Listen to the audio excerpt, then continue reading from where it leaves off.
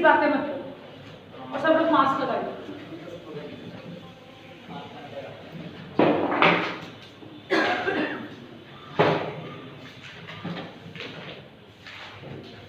आज जो हम स्टार्ट कर रहे हैं इसी पे मीन टर्म मैंने जो लास्ट आपको डिजिटल इलेक्ट्रॉनिक्स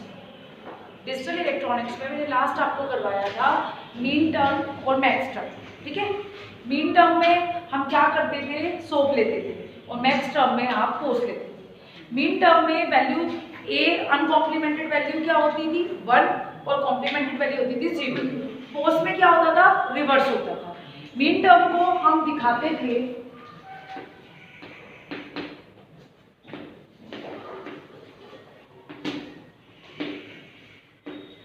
मीन टर्म को आप शो करते थे समेशन से, हाँ जी, और मैक्स टर्म को दिखाते थे समझ आए मेरी बात। मीन टर्म डेजिग्नेशन और मैक्स टर्म डेजिग्नेशन। अब यहाँ सुन लो, और हम हमेशा कैसे करते हैं, एम से ही दिखा रहे हैं क्योंकि मीन टर्म और मैक्स टर्म दोनों एम से ही स्टार्ट होगी।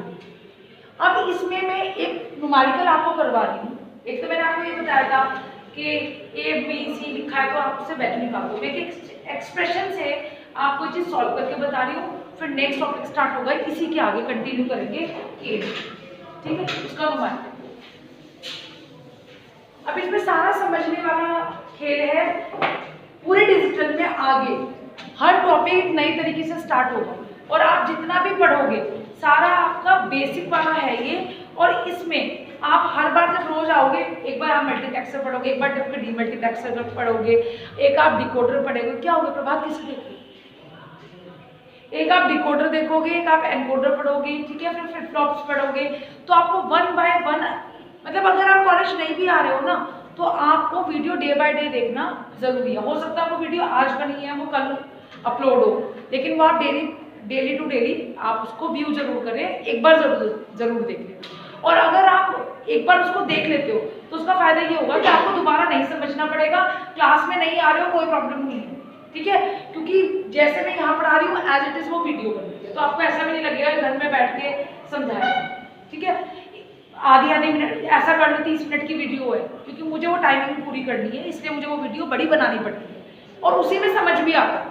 मैं आपको ये भी बता दूँ, अगर मैं 10 मिनट की वीडियो में सिर्फ कंटेंट समझाऊंगी वहाँ इंटरेस्ट नहीं आता, ठीक है। और ऐसा नहीं कि मैं बहुत बढ़िया पढ़ा रही हूँ, वीडियो आप कहीं और से भी समझ लोगे, लेकिन उसका फर्क ही सिर्फ इतना रहता है कि मैं आपकी सब्जेक्ट टीचर हूँ, आपको मेरा बोला हुआ समझ आता है, मेरे पढ़ाने का जो प्रोसेस है आपको वो समझ आता है, आपको वो थॉट प्रोसेस आपके दिमाग में सेट हो जाता है। आप कहीं और से पढ़ोगे, 4 दिन उसकी वीडियो देखोगे, आपको वो भी समझ आ जाएगा। ऐसा नहीं है कि मैं कुछ अलग पढ़ा रही हूँ, लेकिन मुझे ये पता है कि मुझे किस लेवल पे अपने बच्चों को समझाना है। मैं आपको सिर्फ पॉलिटेक्निक लेवल का नहीं पढ़ा रही हूँ, मैं उसी पॉलिटेक्निक लेवल में आपको कुछ चीज़ें ऐसी बताती हूँ, क्योंकि बीटेक का बिल्कुल सिलेबस एज इट इज़ है, सिर्फ चेंज क्या रहेगा, जैसे यहाँ 2 वेरिएबल्स पे काम कर रहा है, बीटेक में वो 3-4 वेरिएबल्स पे जंप कर जाएगा।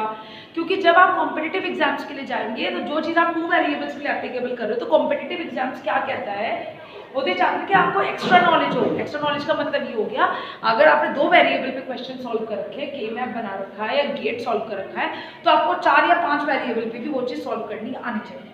ये डिफरेंस होता है नॉर्मल स्टडी को पास करने में, नॉर्मल पेपर को पास करने में और कॉम्पिटिटिव पेपर्स को पास करने में।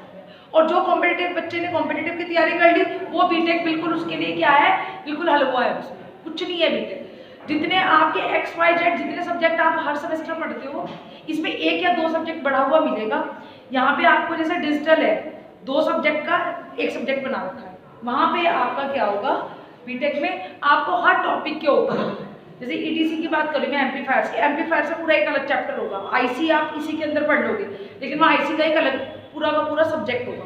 तो वहाँ इस तरह से डिस्टिंग्विश आपका इस तरीके से हो जाता है। तो जो बच्चे पॉलिटेक्निक बहुत तरीके से करके जाते हैं, तो पढ़ के पास होते हैं, मैं इंटेलिजेंसी की बात नहीं कर रही हूँ, जो पढ़ के पास करते हैं।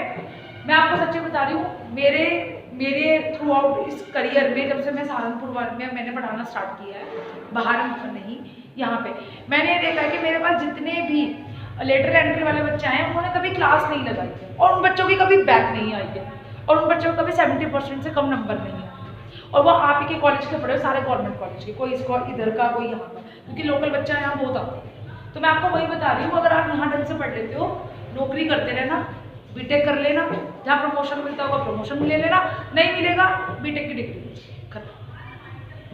तो आज मैं क्या बता रही हूँ, जो मैं बता इसलिए मैं कह रही हूँ कि इसको ढंग से पढ़ लो। ऐसा भी हो सकता है कंप्यूटर साइंस वाला इलेक्ट्रॉनिक्स की आपने देखा होगा फील्ड में इजीली नौकरी आपको मिल जाती है। उसका रीजन यही है क्योंकि आपको इजीली जो चीज़ आपकी है, इलेक्ट्रॉनिक्स आपके बिना नहीं चल सकता और इलेक्ट्रॉनिक्स आपके बिना नहीं, कंप्यूटर साइंस इलेक्ट्रॉनिक्स के बिना, तो दूसरे एक दूसरे के बिल्कुल कॉम्प्लीमेंट्री हैं, लेकिन they are the two sides of a one coin. तो इसीलिए मैं आपको बोल रही हूँ, आप उसको ढंग से समझिए और पेपर 101% होगी, क्योंकि अब मैंने सर से भी बात हो रही थी, तो सीनियर है विश्वास सर, वही बोल रहे थे, सर ने बोला है कि जनवरी से पूरी प्रॉपर क्लासेस चलेगी, विल हैव टू बी मतलब come in the class to attend the lectures. तो आप ये मान के बिल्कुल मत चलना कि पेपर्स हैं, किसी के पेपर ना हो पर आपके पेपर जरूर हो, आपको पहले ही बता। अब एक क्वेश्चन लिखिए फटाफट जल्दी से, find the complete expression, find the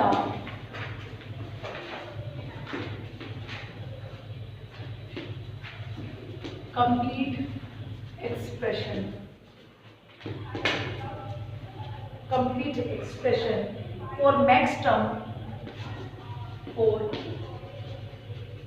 this, just check ये आ रहा है नहीं,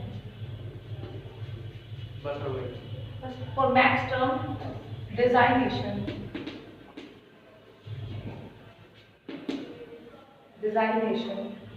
y equal to pi, max term के लिए क्या लिखते हैं, पाई लिखते हैं, ठीक है।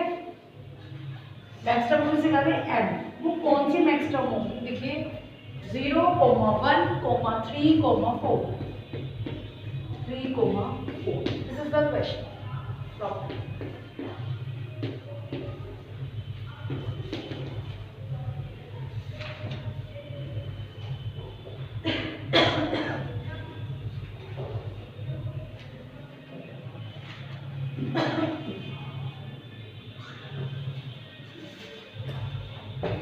देखिए इसमें क्या करें, इसमें आपको समझना कैसे है, मैं आपको सॉल्व करने से पहले आपके दिमाग में इसका कॉन्सेप्ट सेट कर दूं, ध्यान दीजिएगा। इसमें क्वेश्चन क्या आया है कि आपको इससे एक्सप्रेशन लिखनी है, एक्सप्रेशन कैसी, वो ABC, और वो एक्सप्रेशन कैसे आएगी हमें नहीं पता, ठीक है। इसमें आपको सबसे पहले अभी कुछ समझ नहीं आ रहा होगा, सिर्फ मैंने आपको बताया था, सिर्फ आप मुझे सुनिए, और अगर ज्यादा तेज बोल रही हूँ, मतलब स्पीड में ज्यादा बोल रही हूँ, तो मैं थोड़ा धीरे बोलूँगी, लेकिन आप सुनिए, ठीक है। इसमें इसलिए बोला है कि आपको एक एक्सप्रेशन लिखनी है मैक्स टर्म के लिए। तो मैक्स टर्म का मतलब है, सबसे पहली बात आपके दिमाग में जो थॉट आएगा इसका सॉल्यूशन के लिए, मैक्स टर्म का मतलब मैम ने बताया था सोप या पोस। तो सोप यूज होता है मीन टर्म के लिए और मैक्स टर्म के लिए क्या यूज होता है, पोस, ठीक है। यानी प्रोडक्ट ऑफ सम, इसका प्रोडक्ट ऑफ सम, यानी कुछ वैल्यू ऐसे होगी, प्रोडक्ट जैसे XYZ कुछ भी मान लो, ये सम, एक और इक्वेशन होगी, एक और ऐसे कुछ होगा, क्योंकि मतलब ही क्या है, पोस, प्रोडक्ट किसका, सम का। एक नहीं हो सकती, एक से नहीं बनेगी, एक के लिए तो हमें करने की जरूरत ही नहीं है, उसको तो सिंपल गेट से काम चल जाएगा, ठीक है। जब आपकी 3-4 इक्वेशंस होंगी, क्योंकि आप अलग अलग वैल्यूज को याद नहीं कर सकते, आपको इतनी बड़ी वैल्यूज नहीं याद कर सकते आप उसके, अब इतनी बड़ी एक्सप्रेशन लिखो और एक सिंपल वैल्यू लिखो, अभी आपको समझ आएगा कि हम क्यों पढ़ रहे हैं, समझ आएगी मेरी बात।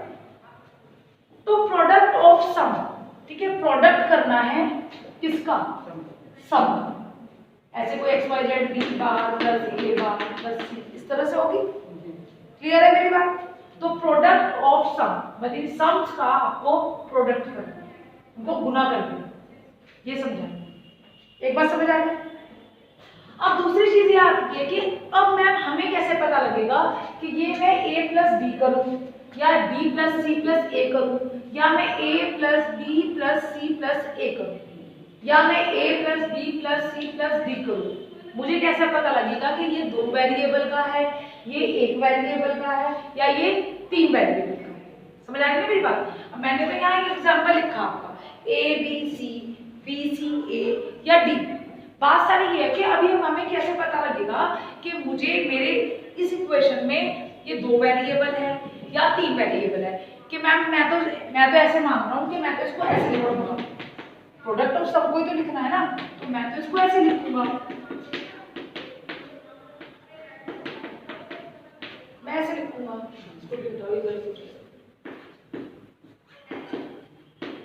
मैडम मैं तो इसको ऐसे लिखूंगा, है तो ये भी प्रोडक्ट ऑफ सम, लेकिन मुझे कैसे पता लगेगा कि मैम तो इसका भी सही हो जाएगा, इसका भी सही हो जाएगा? नहीं, ऐसा सही नहीं होगा, क्योंकि उस इक्वेशन से ये पता लगेगा कि वो कितने वेरिएबल है। अगर मैं यहाँ पे लिखती 0 1 2 0 1 2 3, ठीक है, तो मैं आपको बताती हूँ कैसे। यहाँ देखिए, मैंने आपको बताया था हमेशा हमारे पास केवल दो ही स्टेट होती हैं, ऑन या ऑफ, तो दो तो स्टेट हो गई, ऑन या ऑफ। और कितने बिट है, अगर वो एक बिट है तो कितनी क्या बनेगा, कितने कॉम्बिनेशन बनेंगे, 2, समझिएगा पहले। अगर मैंने कहा स्टेट हमेशा दो ही रहेंगी, 2 की पावर ही होता है, कभी भी 3 की पावर नहीं होता डिजिटल में, ठीक है। उसके बाद में मैंने कहा कि ये तो एक बिट था, मैंने कहा यहाँ 2 बिट है, नहीं आ रहा, मैंने कहा कि स्टेट तो 2 है और ये हो गया 1, एक बिट है, ऊपर भी नहीं आ रहा, नीचे आएगा साइड में, यहाँ पे ठीक है, यहाँ तक आ रहा है, ठीक है। तो मैं कैसे बनाऊंगी इसकी, मुझे कैसे पता लगेगा कितने वेरिएबल है, कि आपको ट्रुथ टेबल से पता लगेगा। तो अब यहाँ हम समझते हैं, अगर मैंने कहा एक 1 बिट है, पहले मैं 1 बिट की समझाऊंगी, मैंने 1 बिट कहा, स्टेट कितनी रहेगी, 2 ही रहेगी, क्योंकि डिजिटल इलेक्ट्रॉनिक क्या आता है, या तो 0 या 1, या तो ऑन या ऑफ। जैसे आपका स्विच सबसे परफेक्ट एग्जांपल है, या तो ऑन रहेगा या ऑफ रहेगा, उसके बीच ही कोई स्टेट नहीं, ठीक है। तो 1 बिट में आपका क्या होगा, 2 की पावर 1, तो कितना हो जाएगा 2, कितना बनाइए, 2 की पावर 1 2 बना, तो यानी 2 आपके कॉम्बिनेशन बनेंगे। 2 कॉम्बिनेशन कैसे बनेंगे, या तो 0 या 1, खत्म, ठीक है। अब दूसरी ट्रुथ टेबल बनाते हैं, ये है 2 बिट, या आप कह सकते हो 2 वेरिएबल्स, ठीक है। तो यहाँ पे आपने क्या कहा 2, यहाँ पे कितना बनेगा 4, ठीक है, 4 कॉम्बिनेशन। तो 2 0 2 1 हमेशा इसी सीक्वेंस में लेते हैं, 1 0 1 1 1 0 1, ठीक है। उसके बाद मैंने कहा कि नहीं, मेरे को तो 3 बिट लेना है, ठीक है, तो मैं 3 बिट पे जंप करूंगा, 3 बिट कितना हो जाएगा 8।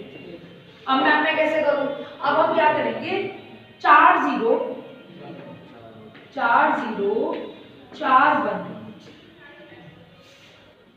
2 0 2 1 2 0 2 1 1 0 1 1 1 0 1 1 1 0 1 1 1 0 1, समझ आ रही है मेरी बात। अब उसने कहा कि मैडम मैं तो 4 वेरिएबल पे चल रहा हूँ, बिट का मतलब वो वेरिएबल से ही, हम जो बिट दिखाएंगे वो वेरिएबल्स के थ्रू दिखाएंगे, ABC के थ्रू। अभी मैं यहाँ पे लिखूंगी तो आपको समझ आएगा। फिर मैंने कहा कि नहीं, मैं तो 4 बिट करूंगी, 4 वेरिएबल, तो 2 की पावर 4 कितना हो जाएगा 16 हो गया, तो कितना आ जाएगा 8 0 8 1 4 0 4 1 2 0 2 1 1 0 1 1। तो जैसे मुझे 8 तक जाना था, तो यानी हमेशा स्टार्ट 0 से ही होगा, डिजिटल में हर चीज 0 या 1, 2 ही लेवल्स होते हैं, तो हर बार आपको 0 से ही स्टार्ट करना है। तो 0 then 1 then 2 3 4 5 6 7, टोटल कितने हो गए 8। आ रही मेरी बात समझ। अगर मैं कहूँ 2 की पावर 2 4, तो 0 1 2 3। अब यहाँ मेरी बात समझ में आ गई, तो मुझे 4 0 वाला 8 0 8 1 16 वाला, तो 16 वाला कहाँ तक जाएगा 0 to 15 तक, 0 to 15 तक टोटल कितना हो जाएगा 15 तो नंबर हो गए और एक 0, टोटल कितना हो गया 16, ठीक है। अब मैं आपको बताती हूँ कि मैम अब वो वेरिएबल वाली कहानी अभी भी समझ नहीं है, बिट वाली तो मैं बताती हूँ। तो देखिएगा इसमें क्या होगा, हमेशा लेफ्ट से लीस्ट सिग्निफिकेंट बिट ये होती है, मैंने नंबर सिस्टम पे भी बताया था, और ये होती है आपकी most significant bit, getting my point. This is the least, सबसे कम सार्थक बिट, बिट को क्या बोलते हैं संख्या, ठीक है। सबसे छोटी संख्या इधर होती है और सबसे बड़ी संख्या इधर होती है, मोस्ट सबसे सबसे बड़ी मोस्ट सिग्निफिकेंट, ठीक है। तो यहाँ पे जब स्टार्ट करेंगे, अगर यहाँ पे आप स्टार्ट करोगे A B C D, variable भी दिखा सकते हैं। कई बार आपको क्या लिखा मिलेगा, B0 B1 B2 B3, ठीक है। अब यहाँ पे आगे मेरी बात समझ, तो चाहे आप इसको वेरिएबल कहो, चाहे आप इसको बिट कहो, और कंप्यूटर आर्किटेक्चर में और माइक्रो प्रोसेसर और माइक्रो कंट्रोलर में, इन तीन में आपको क्या लिखा मिलेगा, digits D0 D1 D2 D3, आपको ABCD लिखा मिलेगा डिजिटल। बाकी micro processor, micro controller, computer architecture, you this will replace by bit और डिजिट्स। गेटिंग माय पॉइंट, ठीक है। तो अब मैं जब इसको रब कर रही हूँ, समझ आ गया मेरी बात क्या कह रही हूँ। अब यहाँ देखिए, अब जैसे यहाँ पे था, देखो पहले आपने 0 1 2 3 और ये 4 5 6 इस तरह से चलता चला जाए। अब मुझे कुछ नहीं करना, ये काम तो सब में कॉमन करना है आपको यहाँ तक जब नंबर लेते हैं। जैसे मैंने इसमें बोला, इसको तो मैं रब कर रही हूँ बच्चों, देखो 0 बिट किसके बराबर होगी, देखो यहाँ से देखो, अगर मेरे पास क्वेश्चन होता 0 और 1, तो 0 1 तो मेरा किससे चल जाता, 2 बिट से काम हो जाता है, 2 बिट। तो फिर आप लिखते, मैं ऐसा बताती, इसी क्वेश्चन में मैं सारे बताऊँ। तो पहले मैं इस प्रॉब्लम को सॉल्व कर रही हूँ मैक्स टर्म M0 1 से, ठीक है। अगर क्वेश्चन ये होता 0 तो आपका 2 वेरिएबल से काम चल जाता है, क्योंकि उसमें वैल्यू टर्म कितनी है, मैक्सिमम दो टर्म से मतलब नहीं है, मैक्सिमम टर्म 1 के आगे नहीं गई है। समझ आई मेरी बात में क्या कह रही हूँ। अभी सुनना, मैं इसी को दोबारा समझाऊंगी। तो 0 की वैल्यू 2 वेरिएबल से चल जाएगी। 0 की वैल्यू क्या है, मैक्स टर्म में क्या था, 0 तो कॉम्प्लीमेंटेड वैल्यू थी 1 के बराबर और अनकॉम्प्लीमेंटेड वैल्यू थी 0 के बराबर, यही था, हाँ या ना। तो यहाँ पे क्या है, 0, पहले तो 0 के लिए लिखो, अलग अलग लिख दो, पहले 0 के लिए 2 वेरिएबल से काम चल जाएगा, सिंगल वेरिएबल से काम नहीं चल पाएगा, ठीक है। तो 2 वेरिएबल्स आपने लिए, मिनिमम 2 वेरिएबल्स आप लोगे, ठीक है। तो ये वाली वैल्यू A0 B0 और 0 की वैल्यू क्या होती है, A, तो ये करेगा AB, ठीक है। तो ये क्या आ गया, AB, कौन सी है, post product of sum A plus, समझ आ रही है बात। फिर क्या है 1, फिर क्या आपका 1, तो 1 की क्या है 0 और 1, तो A बार आएगा ना, A बार और B, समझ आ रही है बेटा। यहाँ से देखिए 1 जो है वो किसके बराबर है, कॉम्प्लीमेंट है, तो A बार हो गया और ये क्या आ जाएगा, मतलब ये है ना कॉन्सेप्ट बनने में, एक के बाद थोड़ा समझ आएगा, फिर दूसरे क्वेश्चन में तो और समझ आएगा, मैं तीसरा समझाऊंगा बिल्कुल सेट हो जाएगा, ठीक है। तो A बार B खत्म हो गया। अभी इन्हें 0 1 का कहा और क्या करना था मुझे, प्रोडक्ट ऑफ सम, तो प्रोडक्ट कर दिया सम, दैट्स क्लियर है मेरी बात, समझ आ रहा है। अब ये अगर अब इस क्वेश्चन में मैं 2 पे पहुंचूं, 2 पे पहुंचूं, तो भी मेरा काम 2 वेरिएबल से हो जाएगा, क्योंकि अभी तो मेरा क्या है, ये 4 कॉम्बिनेशन 0 1 2 3 तक मेरे कितने कॉम्बिनेशन है, 4 कॉम्बिनेशन है, तो 4 कॉम्बिनेशन तो मेरे ऐसे ही आ जाएंगे, इसका काम मेरा 2 वेरिएबल से चल जाएगा, समझ आई बात। लेकिन वहां पे क्या है, वहां पे 4 है, वहां पे टर्म कौन सी है 4, मैक्सिमम टर्म कौन सी है 4 तक जाती है, तो 4 तक के लिए मेरा काम 2 बिट से नहीं हो सकता, उसके लिए मेरी 1 बिट बढ़ जाएगी, यानी A B और C, समझ आ रही मेरी बात। देखो बच्चे 4 0 1 2 और 3 तक तो यहाँ आ रहा है, अगर वो 3 तक होता तब भी मैं 2 ही वेरिएबल से काम चला, ठीक है। लेकिन आपको उस कोई भी क्वेश्चन दिया होगा, आपको उसके अंदर ये देखना है कि मैक्सिमम नंबर कौन सा है। अगर मैक्सिमम नंबर आपका 0 1 3 के बाद उसने कह दिया कि मैंने तो 11 दिया, तो 11 में क्या हो जाएगा, वहां तो 4 बिट यूज होगी, तो उस एक के लिए, एक की वजह से आपको सारी की सारी बिट बढ़ानी पड़ेगी, समझ आ गई मेरी बात, मैं क्या कहना चाह रही हूँ। तो यहाँ पे 4 है, तो 4 में 2 ये वाला कॉम्बिनेशन बढ़ ही नहीं सकता, समझ आ रही है? ये वाले कॉम्बिनेशन के लिए मतलब हमें फिफ्थ ट्रुथ टेबल पे जाना पड़ेगा, और फिफ्थ के लिए मुझे कहाँ पे जाना पड़ेगा? इस वाले में 100, यानी तीसरी बिट बढ़ानी पड़ेगी। यानी ये जो हो गया, ये कितने वेरिएबल हो गया? A B C। मतलब इसके लिए हमें मतलब मैक्सिमम मिनिमम 3 बिट चाहिए, भी चाहिए। समझ आएगी मेरी बात? तो अब हम जरा इसको यहाँ पे सॉल्व करते हैं। 3 के लिए क्या आ रहा है? अभी एक मिनट, 3 के लिए क्या आ रहा है? 0 1 10 0 2 1, नहीं यहाँ तो 0 आ गया ना। 0011 हाँ, 4 0 4 2 0 2 1। ठीक, मैं ऊपर नीचे कर दूँ। तो बोलो 3 के लिए बोलो। 3 के लिए आपका आ रहा है 100 आ रहा है ना? 0 1 101 आ रहा है, 101। तो मैंने क्या लिखा है? मैंने क्या कहा है? ये तो हो जाएगा अनकॉम्प्लीमेंटेड। इधर से चलेंगे ना, हमें चलना इधर से, ऐसे चलेंगे ना। ये हो गया A, ठीक है? क्या हो गया? नहीं, A 0 और A कॉम्प्लीमेंटेड था 1, ठीक है? तो 1 के लिए क्या आ जाएगा? 1 के लिए आएगा A कॉम्प्लीमेंट, ठीक है? हाँ 101 0 1 0 1 10 10 0 1 10 11 100 0 1 10 11 100 4 100 आया, 4 के लिए 100 आया।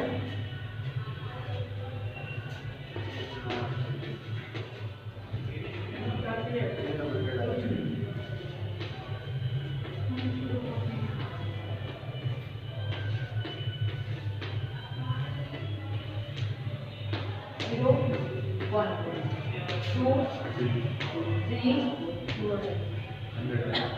ठीक है? अब यहाँ उधर आने का नहीं।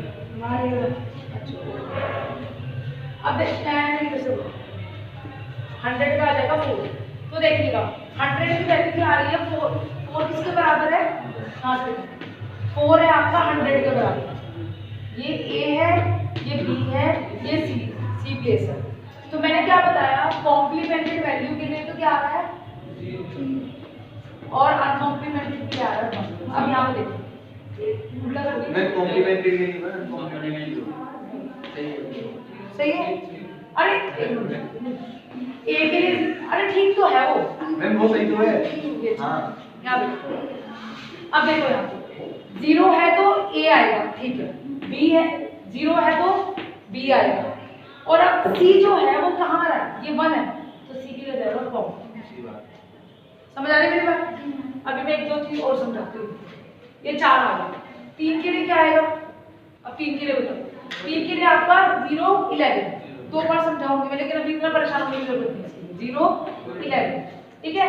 फिर वहां से उठाओ A बार राइट, फिर B बार राइट, और 0 के लिए C। एक टर्म ये वाली आ गई, एक टर्म ये वाली। फिर क्या है 1 के लिए?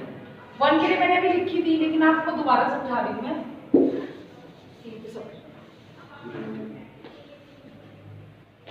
1 के लिए क्या आएगी आपकी? 0 0 1, यही आएगी। बोलो बोलो। A bar right, B C right, क्योंकि एक के लिए नहीं लेना है। जब आपको पूरे के लिए, अगर आप पूरी टर्म्स के लिए 0 अगर 2 बिट है तो A B आएगा, लेकिन अगर वो 4 बिट हो गया तो 0 को भी आपको 4 की ही फॉर्म में लिखना पड़ेगा, जैसे मैंने यहाँ पे लिखा। समझ आ गया मेरी बात? फिर आप किसका करोगे? 0 का A B C। तो अब आप इस टर्म को लिखोगे, expression y is equals to pi m क्या था? 0 1 3 एंड 4। लिखो भाई, बोलो। पहले 0 की वैल्यू क्या थी? A B C, ठीक है? फिर क्या लिखा आपने? A बार B C, ठीक है? उसके बाद नेक्स्ट क्या है? 3 A bar B bar C। फिर एक और लिखा आपने A B C बार, ठीक है? क्लियर? अब ये तो करवाऊंगी तो आपको और समझ आ जाएगा। इसको करो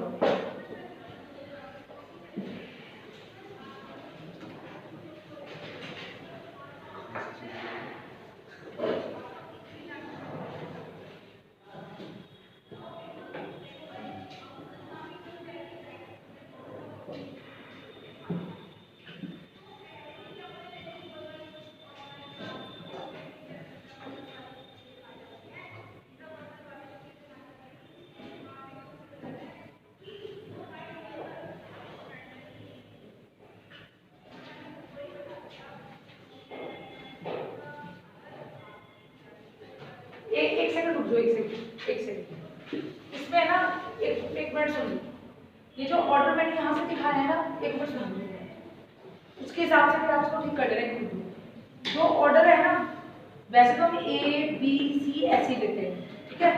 बुक में क्या वैसे जनरली इसमें क्या कहता है, ये ए बी और सी, ये डी हो जाएगा, समझ आ गया? रिवर्स ऑर्डर हो जाएगा। या तो आप एक क्वेश्चन को पकड़ो, गलती कुछ नहीं है उसके अंदर, क्योंकि आप हमेशा ही कहते हैं कि मोस्ट सिग्निफिकेंट बिट इधर ही वाली है, ठीक है। अगर आप सारे क्वेश्चन इधर से इधर पकड़ रहे हो, ए बी सी डी, तो सारे क्वेश्चन उसी सीक्वेंस में होने चाहिए। इसने क्या किया है कि ये क्या कह रहा है कि ए बी सी डी, और अगर 2 बिट वाला होगा तो ये ए हो जाएगा, ये बी हो जाएगा, और अगर 3 बिट वाला होगा तो ये ए, ये बी, ये सी। तो यहाँ पे आप इसे करेक्ट कर लोगे, इसमें तो कोई प्रॉब्लम नहीं है। मैं भी एक क्वेश्चन और करा, मतलब मैंने यहाँ ए बी सी डी डाला था, तो वो ए बी सी डी इधर से चला, समझ आ गया मेरे को? पहले आप इसको एक बार लिख लो, तो मैं इसको करेक्ट कर दूं यहीं के यहीं। चलिए, मुझे दोबारा फिर से मेहनत करनी है। 0 पे तो कोई फर्क पड़ेगा नहीं, इधर फर्क पड़ेगा, क्योंकि ए बार हो रहा था वो सी बार हो जाएगा, क्योंकि रिवर्स कर दिया। फिर बी बार सी बार, ये हो जाएगा ए बार, दैट्स इट।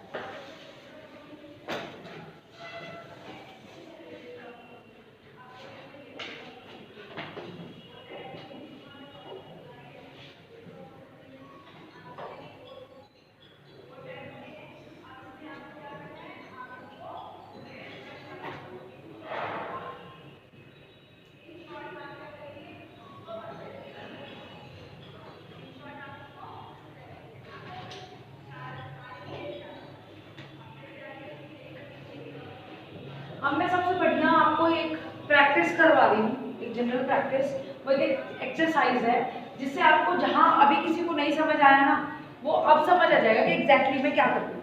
क्योंकि हमें हर बार 0 से 16 से आगे आपको नहीं बढ़ना है, 4 वेरिएबल्स का तो आपको आएगा भी नहीं, ठीक है।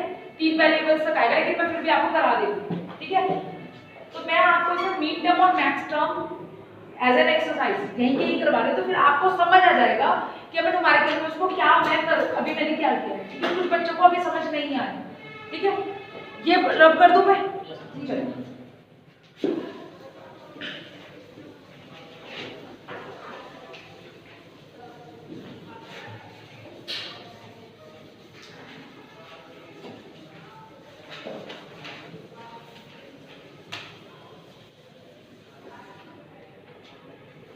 हैरी डालिए, एक मतलब लिखिए logical functions of 3 variables, logical functions of 3 variables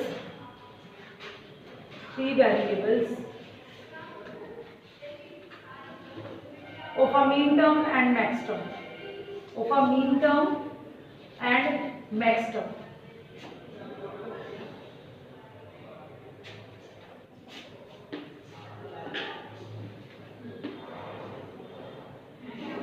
logical function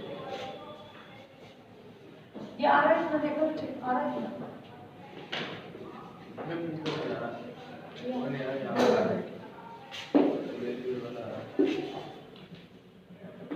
अब आ रहा है 3 variables logical function for mean term, नीचे करो, इतना नहीं दिखाइए, चलो छोड़िए, अब देखिए, ठीक है। अब देखिए, अब डालिएगा, पहले हम लोग डालेंगे वेरिएबल्स कौन कौन से हैं, ये पूरी एक टेबल बनेगी आपकी बहुत बड़ी, या तो आप उठ जाइए, पहले मुझे यहाँ पर्टिकुलर्स डालने दीजिए, ए बी सी वेरिएबल्स। ये जिसको नहीं समझ आएगा वो प्लीज पूछ ले, ए बी सी, क्योंकि बच्चे इस पर न्यूमेरिकल जरूर आता है, पेपर में भी और वैसे भी। वेरिएबल्स देन डेसिमल इक्विवेलेंट, ठीक है, इसको बताओ।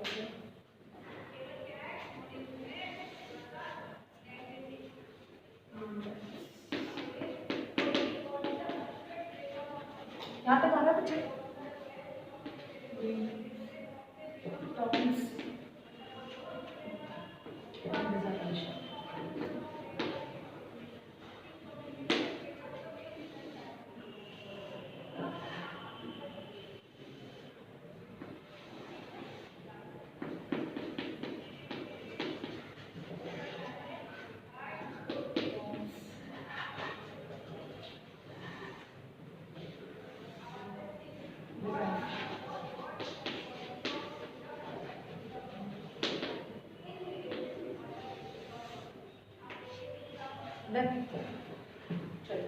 अब ये आप डालिए, उसके बाद जो लिखवाना है वो मैं आपको समझाती हूँ।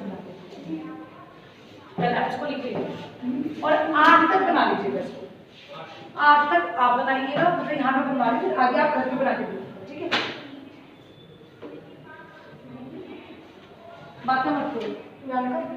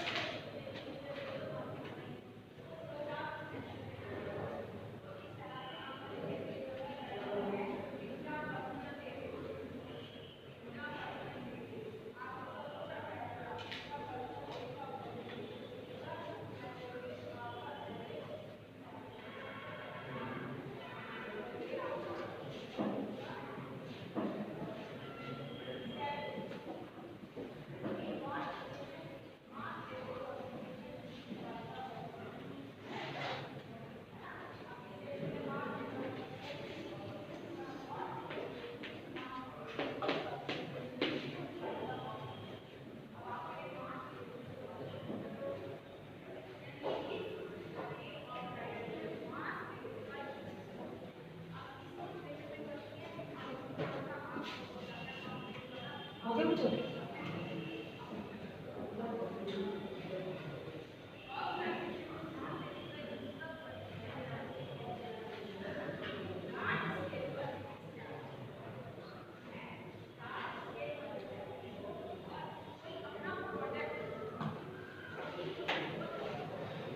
बच्चे यहाँ देखिए, पहले एक बार यहाँ देखो, जिसने अभी नहीं ड्रॉ किया वो सब लोग यहाँ देखिए। सबसे पहले मैं मीन टर्म के लिए बता दूँ, उससे पहले हम क्या करते हैं, 3 वेरिएबल्स की बात कही है, ठीक है। 3 वेरिएबल्स की प्रकार यहाँ देखिए, 3 वेरिएबल्स की बात कही है। 3 वेरिएबल्स का मतलब 2 state, 3 variables, number of combination 8, 2 to the 4, 4 to the 8। समझ आ रही है? इसको नहीं समझ आ रहा वैसे समझ लो। 1 2 की power 3, 2 to the 4, 4 to the 8। तो 2 की power 3 is equals to 8 combination will take place, ठीक है। अब उस 8 कॉम्बिनेशन के लिए हमें क्या करना पड़ेगा? ऑब्वियस है आपको 4 0 4 1 2 0 2 1 1 0 1, ठीक है। चलिए देखिए यहाँ पे देखिए, चलिए लिखना नहीं है, मैं जो समझाने चल रही हूँ। 4 0 फिर 4 1, 4 वेरिएबल्स, सॉरी 3 वेरिएबल्स में इतना बनेगा, मत नोट करो नहीं समझ आएगा। 3 वेरिएबल्स में यही होगा ना, 2 की power 3 is equals to 8। 8 combination, 4 combinations के लिए क्या करते थे, 2 0 2 1 1 0 1 हो गए 4। अब हमें क्या करना पड़ेगा, 4 आगे आप 0 बढ़ा दोगे तो कितनी हो जाएगी, 4 0 4 1 2 0 2 1 1 0 1, ठीक है। तो मैंने यहाँ पे ये किया, हर बार हाफ होता चला जाए। अगर ये होता 4 variables A B C D, एक और बढ़ जाता, फिर क्या होता 8 0 8 1 4 0 4 1 2 0 2 1 1 0 1। समझ आ गई मेरी बात? अब इसमें क्या करेंगे, अगर 3 वेरिएबल्स का है, अब फिर से हाफ अप हो जाएगा। पहले 4 0 थी, अब कितनी हो जाएगी 2 0, फिर 2 1 2 0 2, ठीक है। फिर आप चले, फिर हाफ हो जाएगा इसका, कंसेक्यूटिव का लगातार का उसके जस्ट बराबर वाले का 1 0 1 1 1 0 1 1 1 0 1 1 1 0 1, ठीक है बच्चों। ये आपका होगा सीरियल नंबर, क्या हो जाएगा यहाँ से, मैं इसको ऐसे करूँ, यहाँ भी लिखूँ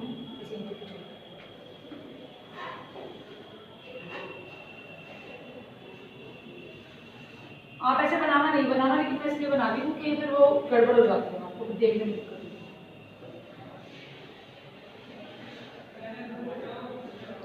ठीक है, तो 1 2 3 4 5 6 7 8। अब मुझे इसका डेसिमल इक्विवेलेंट निकालो। ये किसके बराबर होगा? क्या नाम है आपका? तुम्हारा क्या नाम है? प्रवीण। प्रवीण कितने के बराबर होगा? ये 0 के।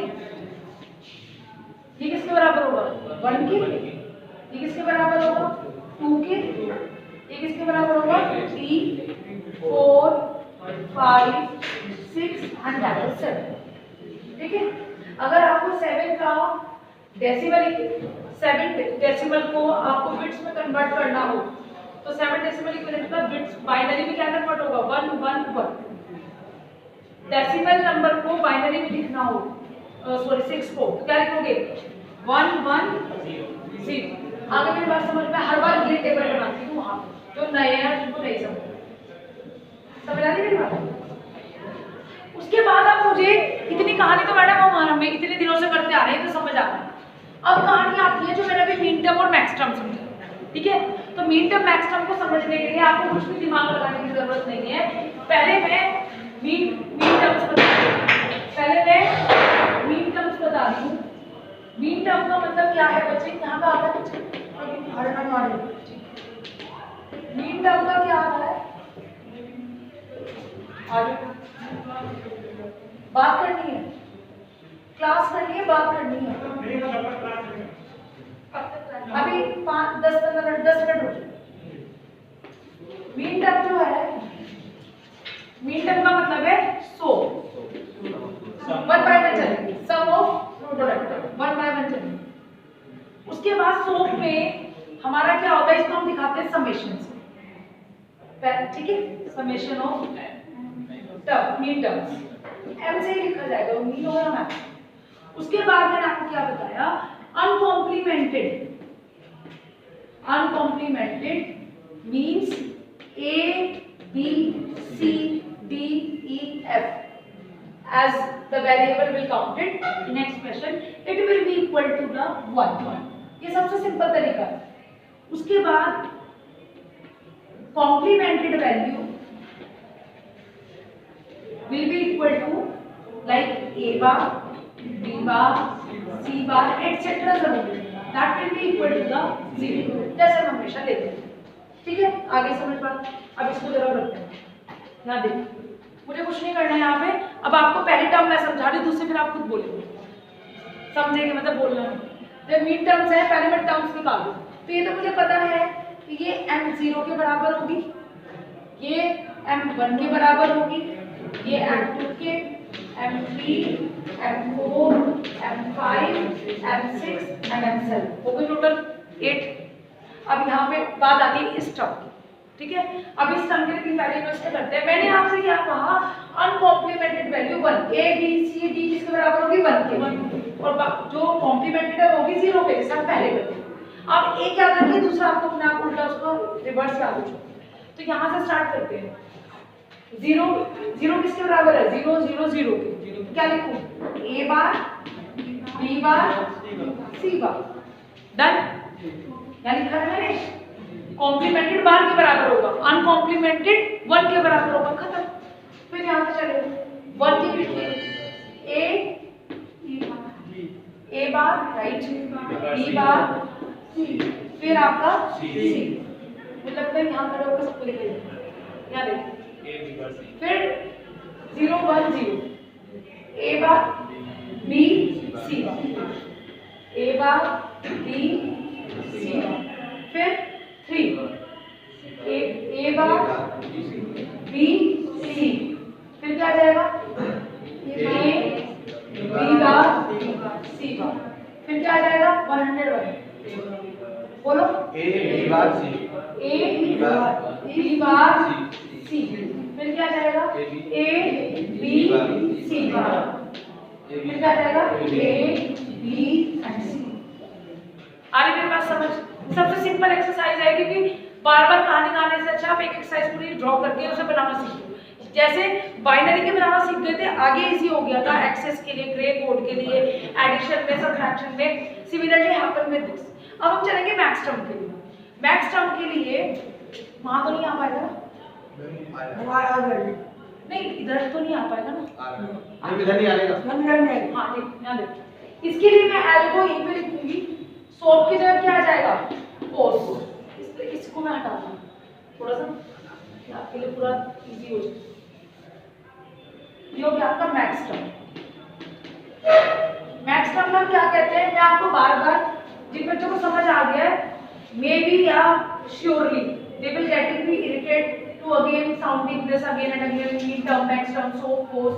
लेकिन ये आपकी एक प्रैक्टिस है, आप जितना ज्यादा उसको सीक्वेंस में करोगे कभी नहीं भूलोगे, ठीक है। और ऐसे ही होता है, क्योंकि अगर आप जनरल चीजों को, बेसिक चीजों को याद करके करते हो तो आपको कभी चीजें भूलते नहीं, ठीक है। आपको दोबारा पढ़ने की जरूरत भी नहीं पड़ेगी। नेक्स्ट टर्म क्या है, कोस, प्रोडक्ट ऑफ सम, ठीक है। किससे दिखाएंगे, पाई से। फिर आपका क्या है, इसका उल्टा हो जाएगा, बस कॉम्प्लीमेंट्री, अनकॉम्प्लीमेंटेड हो जाएगा, अनकॉम्प्लीमेंटेड हो जाएगा, zero, like A B C. और कॉम्प्लीमेंटेड क्या हो जाएगा, complement A bar B bar सी बार हो जाएगा। That's it. अब आपको यहाँ नहीं सोचना है, अब आप इसको बीच वाले को भूल जाओ, again you will go on this, ठीक है। यहाँ तक तो आ रहा है, ठीक है। तो ये अगेन वही M0, M1, M2, M3, M4, M5, M6 and M7, ठीक है। चलिए टर्म्स पे चलते हैं। A B C, तो क्या करेंगे, क्या हो जाएगी वैल्यू, ABC हो जाएगी, क्योंकि वहां पे जो जीरो है वो कॉम्प्लीमेंटेड अनकॉम्प्लीमेंटेड होगा, बस उल्टा होगा। ABC आप यहाँ मत देखो, अगर आप यहाँ से देखोगे या तो आपको रहेगा, लेकिन फिर आपको लॉजिक समझ नहीं आता, ठीक है। फिर आप इधर चलो, A B राइट, C बार, ठीक है। 2 में दे बोलिए A bar B bar C, फिर A B बार C बार, फिर A बार B C, फिर क्या जाएगा A बार B C बार, फिर A बार B बार और C, फिर A बार B बार। समझ आ गई मेरी बात, समझ आ रही है मेरी बात। 1 है ना, 1 क्या है, कॉम्प्लीमेंटेड हो जाएगा, A bar B bar C बार, इसको जस्ट रिवर्स आता है हर बार, क्रॉस चेक करना होगा हर बार। आपको सिर्फ एक बात याद रखनी है कि मैथ में क्वेश्चन बड़ा आएगा सॉल्व करने के लिए, अगर आपने ये बना लिया वहां पे आप इजीली कर लोगे। जब आपको के मैथ समझाऊंगी you will really enjoy this. और जिनको कॉम्पिटिटिव एग्जाम्स के लिए जाना है, जिनको यार मुझे यही निकालना है, तो वो तो ये समझ लो डिजिटल माइक्रो प्रोसेसर, ये चीजें तो आप बिल्कुल पकड़ लो। और इलेक्ट्रॉनिक्स वालों के लिए तो बहुत ज्यादा जरूरी है, बहुत ज्यादा। जो अब आप सब्जेक्ट पढ़ रहे हो EDC, एक बार के लिए एंटीना आपका नहीं भी करोगे तो भी समझ आ जाएगा, लेकिन अगर ये छोड़ दे तो समझ नहीं। बेसिक सारा यहीं से जुड़ा होगा, एनालॉग इलेक्ट्रॉनिक्स का, कम्युनिकेशन का नहीं, कम्युनिकेशन में यहाँ से कोई लेना देना नहीं।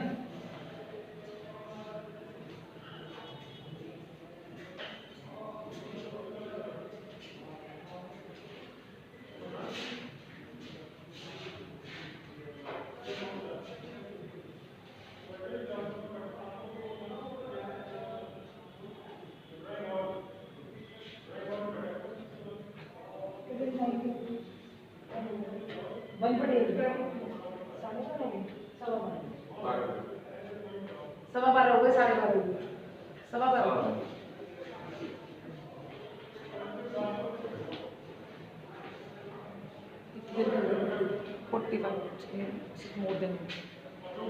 ठीक है, आज के लिए मैं यही रोक लूँ। कल मैं के मैप समझाऊंगी। के मैप के लिए आपको जो लोग आज आए हैं वो कल वाली वीडियो जो आज देख रहे हैं वीडियो, वो कल जरूर देखें, क्योंकि के मैप के बाद में ये ओवर हो जाएगा। मैं कल के मैप खत्म कर दूंगी, फिर मैं पढ़ाऊंगी परसों से मल्टीप्लेक्स। ठीक है, चलिए, थैंक यू वेरी मच।